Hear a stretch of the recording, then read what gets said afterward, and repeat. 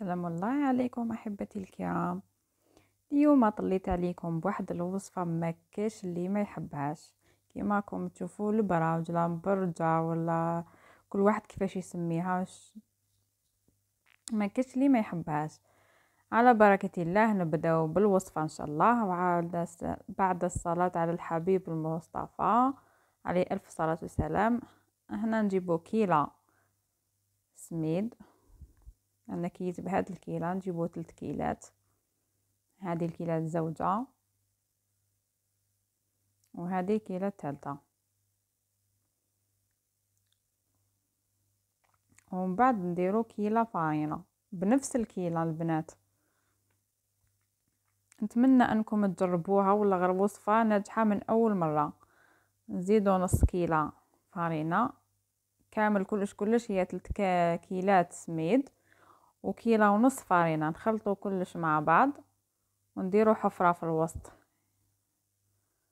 ونجيبو نفس الكيلة تاعنا نكيلوها نديروها سمن. نقصوا منها 2 صباعتين هكا 2 صباعتين. نكملوهم زيت وزبدة. هكذا باقي نكملوه زيت. ان شاء الله تنجح معكم الوصفة هذه من اول مرة وتخليوا لي تعاليق باللي راهي نجحت لكم ان شاء الله.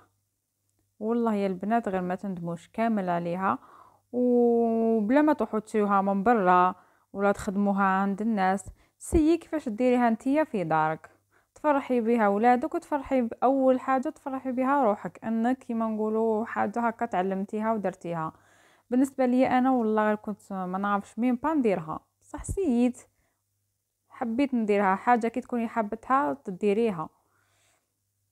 نخلطوا هذاك السمن والزبده والزيت اللي درناهم مع الاخر ونبداو ندخلوه كامل في الفارينه والسميد تاعنا بهذه الطريقه كيما راكم تشوفوا. نتمنى تعجبكم الوصفه ويعجبكم الفيديو وتخليوا لي تعاليق شابه واشتراك ولايك باش انا نستمر وتعطيوني حافز باش نستمر. ندخلو كامل هذاك السمن تاعنا في السميد مليح باش يتبسس معنا مليح السميد تاعنا. هنا نجيبو شويه تاع حليب باش نطمو الاخر تاعنا مليح الحليب ونكملوه بالمزهر.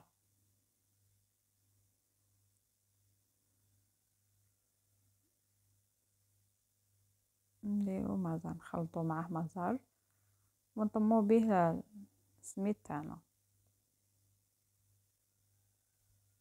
ونضيفو شويه ملح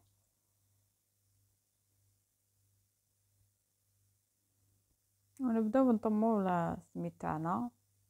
وشنو ما تعجنيش شغل غير طمي هكا باطراف الاصابع باش ما تتعجنش هذيك العجينه وتولي لك شغل هكا كسره ماشي ما تجيكش مبسه. غير باطراف الاصابع طميه كيما راكم تشوفوا في الصوره مانيش كامل نعجن فيه يعني غير نطم هكا ونبل. نقسم العجين تاعي بعد ما طميته بهذه الطريقه نقسمه على زوج خبزات كيما راكم تشوفوا.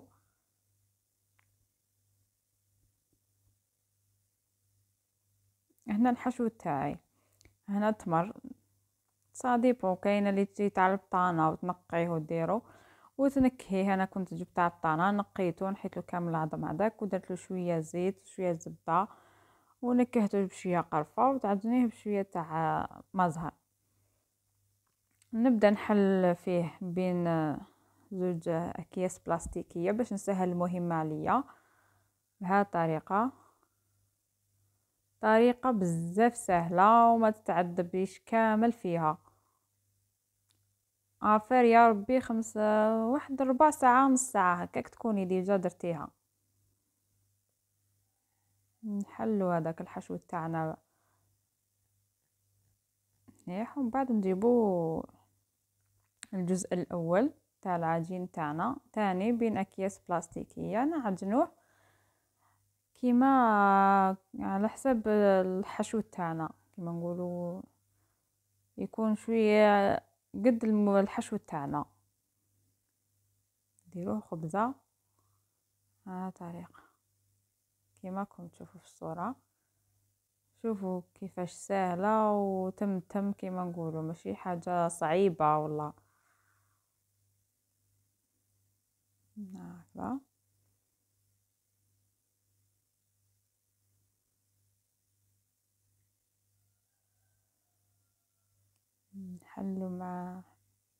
نحلوها مليح، نقيسوا الحشو تاعنا اسكو او صغير كبير عليها.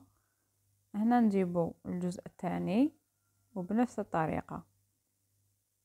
هنا بعد ما كملت كلش نجيب الحشو تاعي نحطه في الجزء الاول ونرجع فوقه الخبزه الثانيه الطريقه. والاكياس هذوك يزيدوا يعاونوك، ونبداو نغلقوه هكا في الاطراف تاعنا باش ما يبانش كامل هذاك الغرس تاعنا بعد يتحرق لنا. نغلقو كامل هذيك الحاشيه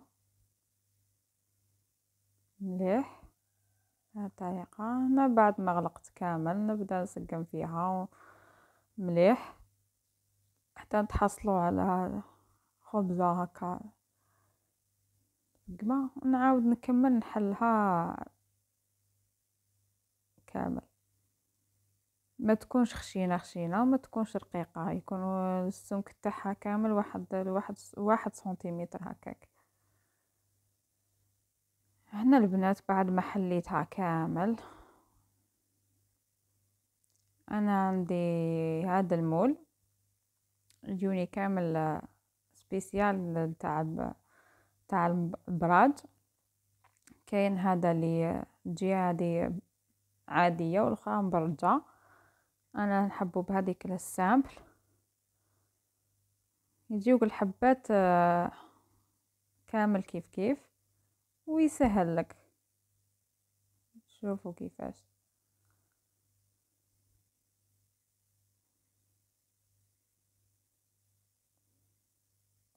انا قطع كامل العجينه تاعي ونعاود نرجع لكم.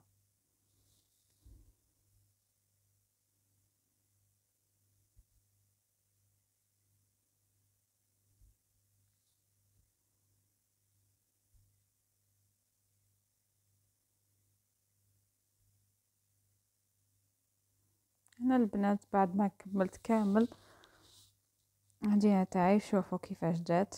ما جانيش الغرس هذاك بزاف، وثاني العجينه ما جاتش اكثر من الغرس. شوف